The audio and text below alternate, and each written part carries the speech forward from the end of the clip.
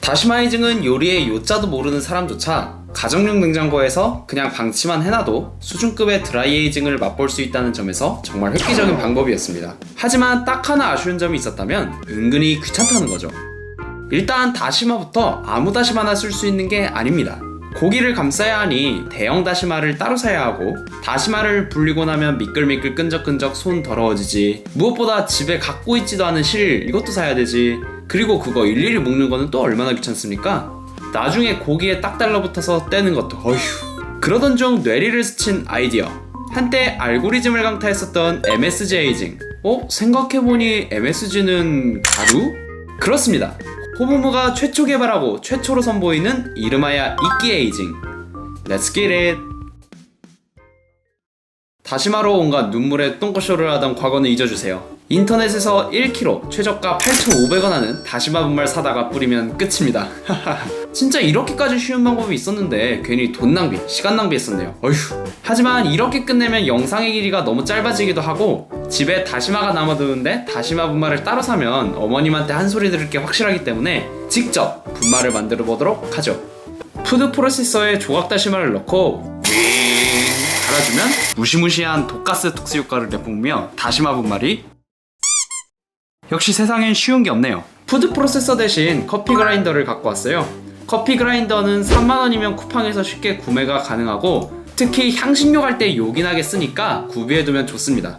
다시마가 잘 갈릴 수 있게 작은 사이즈로 부셔서 넣어준 다음에, 여전히 안 갈리네요. 해결책은 에어프라이어.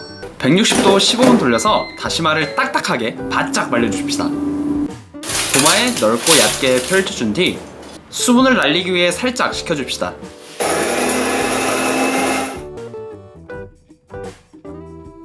드디어 제대로 갈렸습니다. 다시마 분말 완성!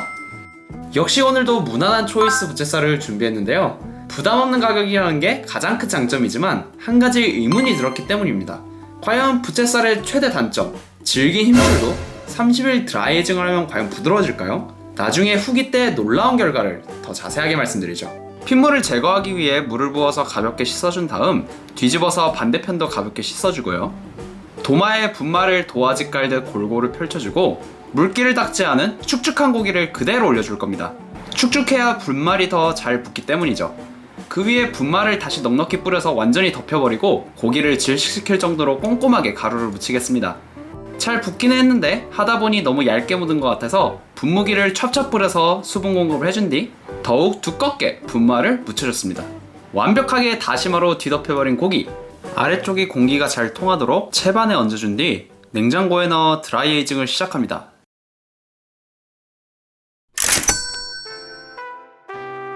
비주얼은 바위부터 이끼와 흡사합니다.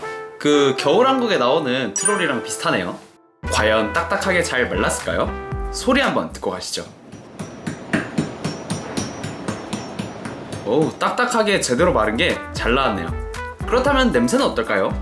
역시나 잘 마른 다시마답게 악취가 나지 않고 짭짤한 바다 냄새가 희미하게 납니다.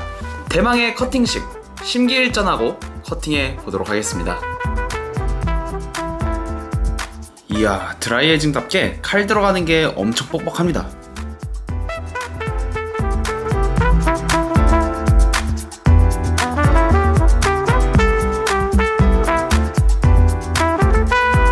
와, 육색이 그냥 미쳐버렸습니다. 선홍빛이 아니라 자주빛이 제대로 나왔네요. 자, 이제 한 조각씩 자를 건데 통다시마와 달리 다시마 분말이기 때문에 바로 썰어버리면 가루가 고기에 묻어 다시마 맛이 날 수도 있습니다. 물을 부어서 겉면의 분말을 떼어주도록 할게요. 한번 박박 씻어주면 제대로 제거가 안되네요. 어차피 나중에 잘라내면 되니까 그냥 갈게요. 스테이크용으로 한 조각씩 썰어보겠습니다. 비주얼만 보면 집에서 했다는 걸 감안했을 때 정말 성공적인 드라이에이징 같네요.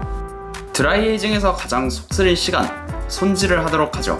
확실히 프로 수준에 비하면 겉이 좀 많이 말라서 로스가 더 많은 감이 있네요. 부채살 2kg 한 덩어리를 30일간 드라이에이징하면 대략 이 정도가 로스로 나왔습니다. 역시나 드라이에이징답게 로스도 좀 통이 큰 편이지만 감안해야죠. 소금과 후추를 넉넉하게 뿌린 뒤 57도 2시간 돌리겠습니다.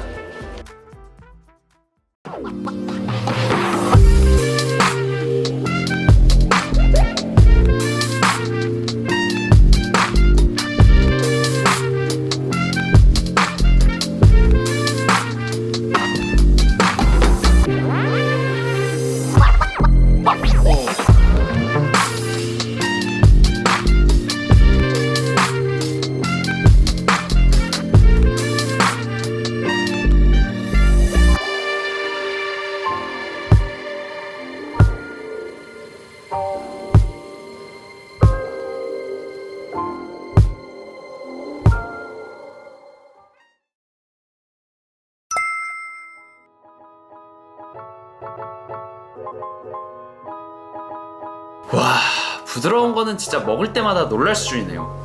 부드러운 거 원툴로는 진짜 제가 여태까지 먹어본 고기 중에 비벼볼 게 없는 것 같습니다. 하지만 진짜로 놀라긴 아직 이릅니다. 제일 궁금한 건 힘줄이거든요. 과연 드라이에이징은 부채살의 최대 단점, 질긴 힘줄도 부드럽게 만들어줄 수 있을까요? 30일 드라이에이징 결과 힘줄이 쫀득쫀득한 스지 느낌으로 변해버렸습니다. 보통 오뎅탕에 들어가는 스지는 완전 녹아내릴 정도로 부드럽다기보다 식감이 있으면서도 쫀득쫀득함이 공존하는 느낌인데 딱 그거였습니다. 수비드 돌렸다고 치면 60도 24시간이 아닌 60도 12시간 정도 돌린 느낌. 저는 이게 도저히 믿기지 않아서 가장 두꺼운 힘줄만 따로 잘라서 먹어봤는데 와, 진짜 익히지 않은 마시멜로 같은 쫀득함이었습니다. 실제로 마시멜로 쫀득한 거는 젤라틴 때문이니까 뼈가 있는 비유겠네요. 결과적으로 맛에 있어서도 너무 만족했고 편리함이나 효율성을 고려했을 때 앞으로도 진짜 해먹고 싶은 맛이었습니다.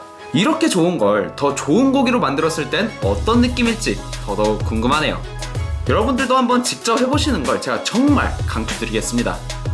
그럼 여기까지 호무무였고 다음에 더 좋은 영상으로 돌아오겠습니다. 안녕.